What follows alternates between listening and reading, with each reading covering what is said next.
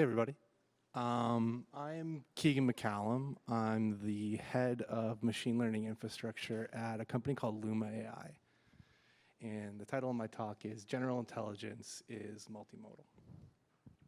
So I'm going to break this down into three short parts. Initially, I'm just going to talk a little bit about Luma, the history of the company, why you should care about our thoughts on this stuff.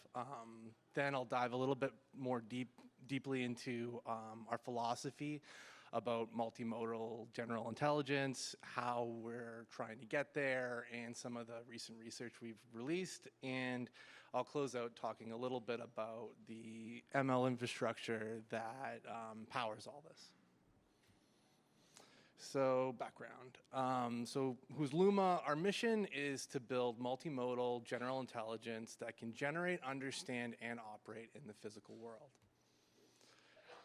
So Luma started in 2021 with a focus on 3D.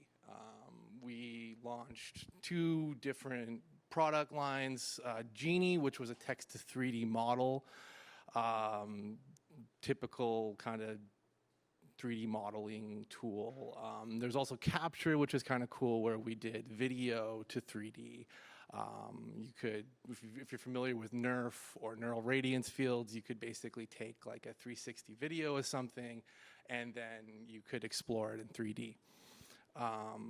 The team has a bunch of really cracked researchers from the 3D space, and 3D was really interesting, but there's limited data.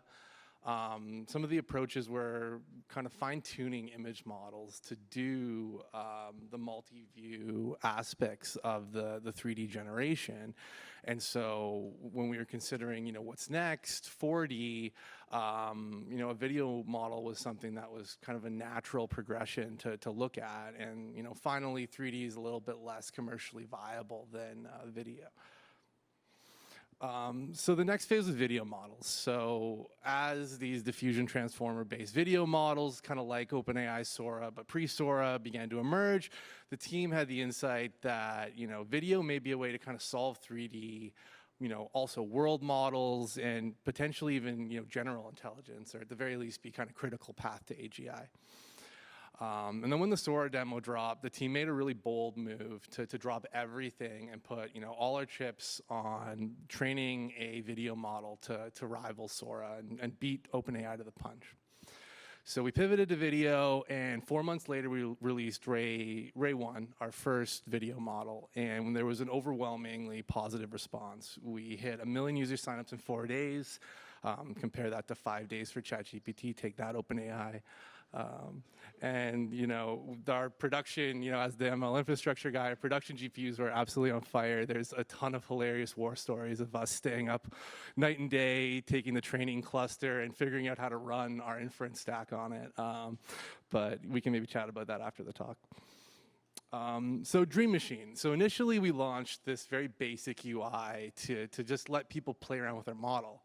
And it's grown into this agentic workflow tool which integrates large language models, image models, our video models, and lets people do things like creating videos, creating new images, editing them, having consistent characters, styles, etc., all driven by natural language. And we've recently, back in February, we launched Photon, which is our frontier image model, competes with Imagen, and Ray 2, our new video model, which is by some measures the state-of-the-art model for the image-to-video task specifically. So yeah, there's a lot of different features that are kind of embedded in Dream Machine, and I wanted to give. I think if this will play, just a little demo of some of the things people have made. To kind of show the quality of the video model.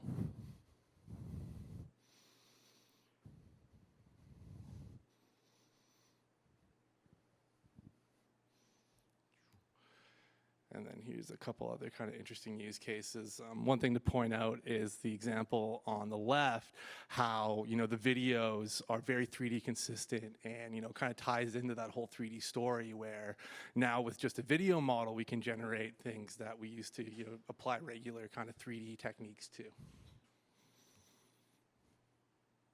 Well, let me go to the next slide. Okay. Lastly, I want to talk a little bit about our public API before diving into the next section. So all of this and a bit more is available for people to hack on and play with our public API. So you can generate images and videos. You can also like edit images, provide character or style references.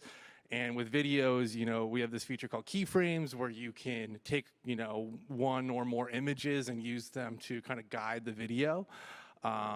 We've got a Flash model, which is a faster generation model, and it's cheaper as well and generates in about 20 seconds, which is kind of cool. And so if you want to check that out, there's a QR code on the screen, and you can go to that URL. So now for the kind of meat of the talk, our multimodal philosophy. So, why do we think we can reach AGI coming at it from the multimodal domain? So the status quo for AGI, for general intelligence is, characterized by LLMs right now. And pre-training LLMs, as kind of shown by GPT 4.5, is starting to reach a bit of a ceiling. The data's kind of running out. Just scaling up compute doesn't seem to get us the gains it used to. We're going to need new paradigms to build AI that can really understand, generate, and operate in the real world. And a lot of the industry leaders agree something new kind of needs to happen. There's no real consensus on what the approach is, and most people are kind of passively waiting to copy others. So why video? Video's got the highest information volume of any modality. Video plus audio data has information that you can't find in text data, which can help break down the data wall. And combining video, audio, and text brings us the closest to the human brain's way of learning and thinking. We don't just think in words. We think ahead of what's going to happen. We visualize things. We think of what something's going to sound like, and this gives the AI, sight, sound, and reasoning. In terms of like pre-training paradigms, there's not been much that's really been developed in the last 5 years in terms of pre-training. A lot of the advances recently are coming from post-training, and so you've got these autoregressive models like GPT-3 that are predicting the next token.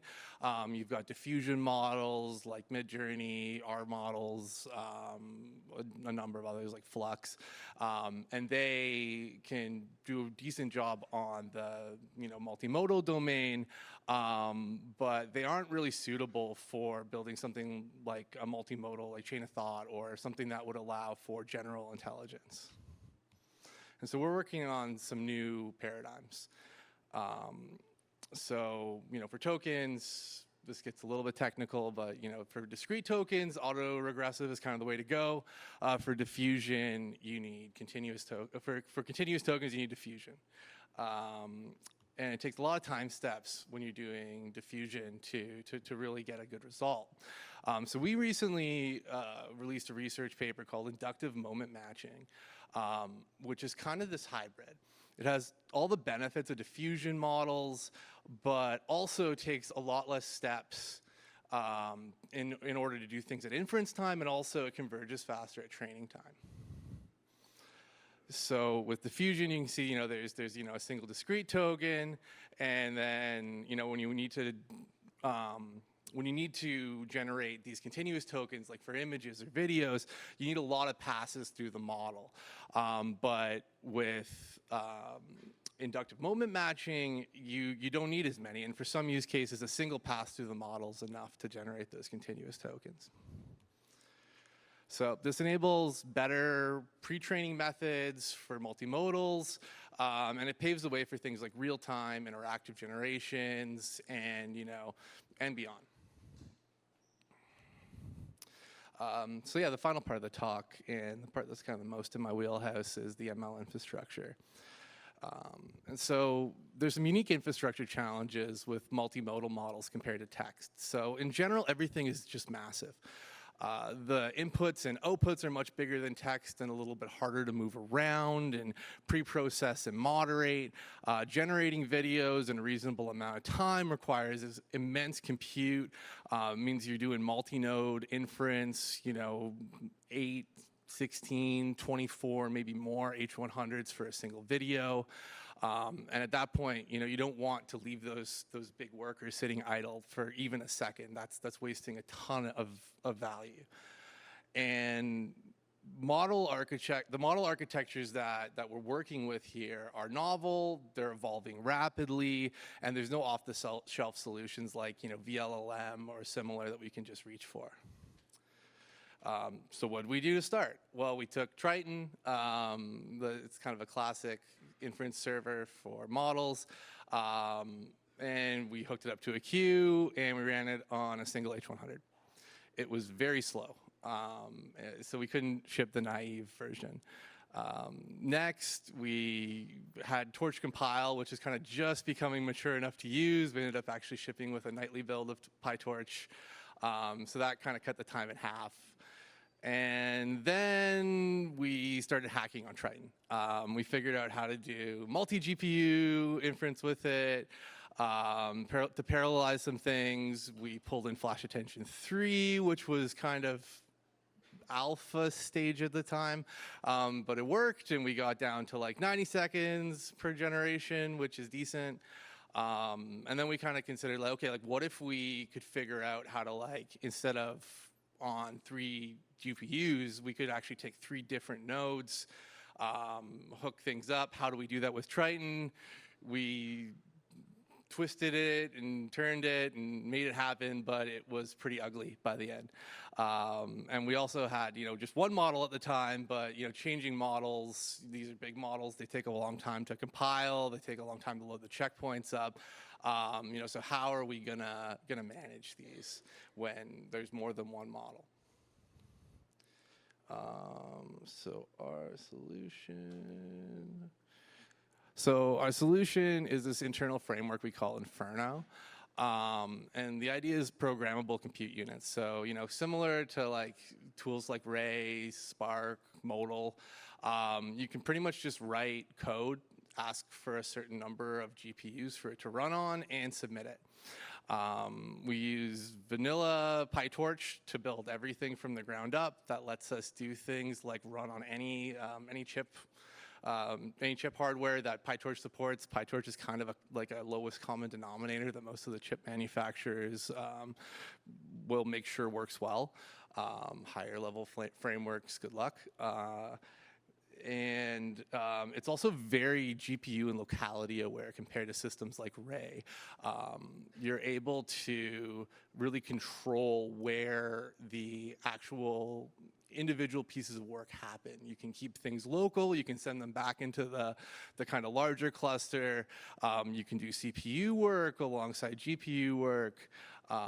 And we use systems like Nickel, RDMA, InfiniBand to actually pass things around, so it's much faster than like an out-of-band communication library. And so basically you've got these compute units, you can make them whatever size, they can run work on anything that size or smaller, and then you've got fine-grained scheduling and routing control between these pools of compute units you can build. And if you want to learn more, we're hiring. We are looking for great engineers, and if that all sounded interesting to you, please reach out.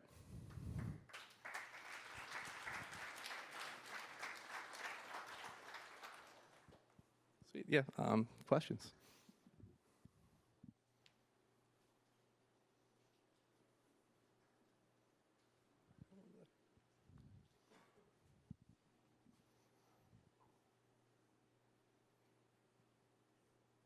Hi, the speech was nice. My question was, at what point does the AI data learner starts learning from the AI generated videos itself? Because and what happens when it does? Because a lot of these videos end up being morphed, they cannot generate hands or eyes or legs properly. So what happens when AI starts learning from AI? It's a good question. I think I think one of the really important parts about training a video model is data curation. So we inherently in training a video model, you need to do a lot of things with AI to actually pre-process that data. And one of the big parts is filtering. So if you've got that bad data in your data set, that may come up in your distribution. You've got to try and filter out the bad examples. And there's also a lot of bad examples of things morphing we've found in data sets like anime. And so if you're not careful in filtering those out, your model will learn that and then apply it to other domains. So I think that's a really key part, having a really great captioning, filtering, pre-processing pipeline for your data. Yeah, if you train on a bunch of bad data, you're going to get a bad model. That's just the way it's going to go. Hi. Yeah, just a kind of quick question. When you're curating and labeling your data set, how are you keeping track of copyright? And do you worry about any implications related to that? Yeah, that's a good question. I think there's other folks in the company a little bit better qualified to answer that than me. I'm not working really closely on the data and captioning stuff, but we use mainly public data and some licensed data is kind of where our mix is. Awesome. Thank you.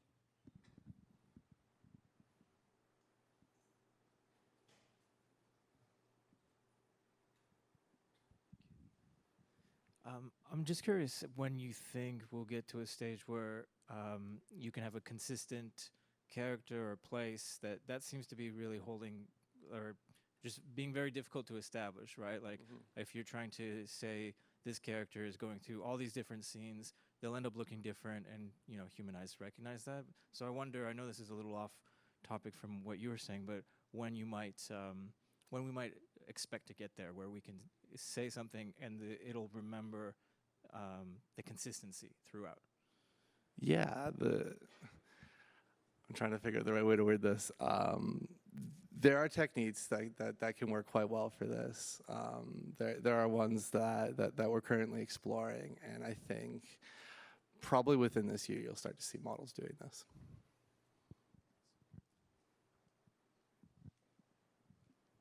Hey, great talk. Quick question. You mentioned data curation. What are you guys filtering for when it comes to like building your ideal training data set, as much as you can share? That's a great question. And again, I'm not necessarily the best one to answer, but you know, at a high level, we're looking for a lot of diversity. We're looking for really high quality, both aesthetics, but also like movement. Looking for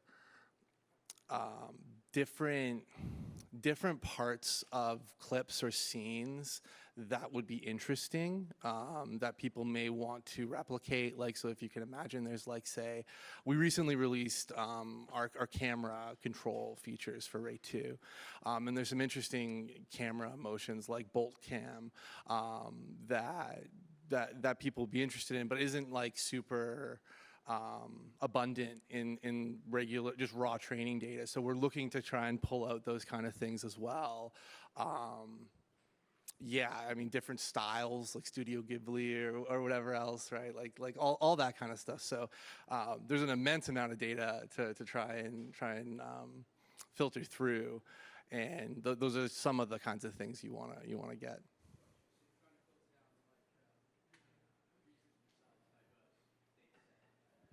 Yeah, and you know, filter out things like morphing or like weird movements or like unnatural movements, maybe from like horror films where things are like moving weird and then the model thinks that people are gonna move like that kind of thing. So you answered this question a little bit with his, but I was going to ask, just because I'm curious, and you mentioned how anime is a horrible reference for your data set. At what point in time does like a rogue or a bad data set, what does that look like? And you just mentioned it, so perfectly well done. Thank you for answering. Okay, yeah, no problem. Yeah.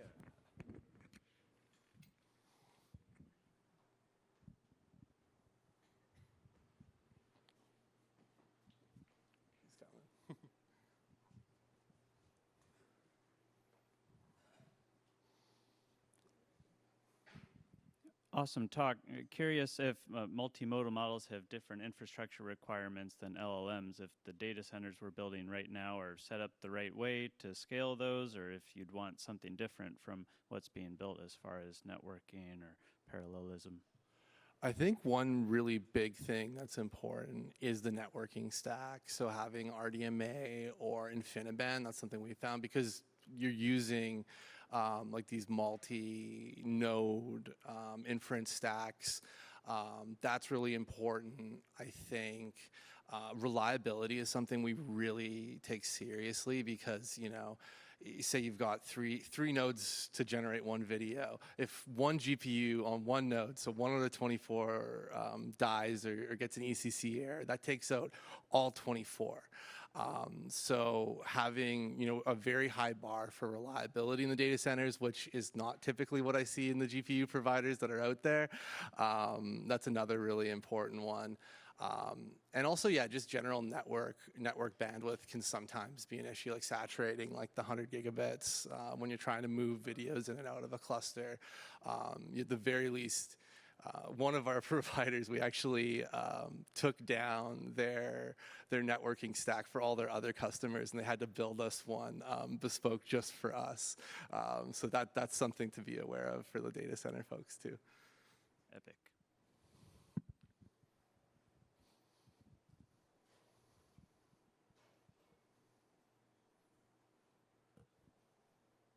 Okay, great. Thank you very much. Thanks, everybody. Yeah, that was awesome. Thank you. Can you guys hear me? Perfect. All right. I think there's some more pizza in the back, right? And some more drinks.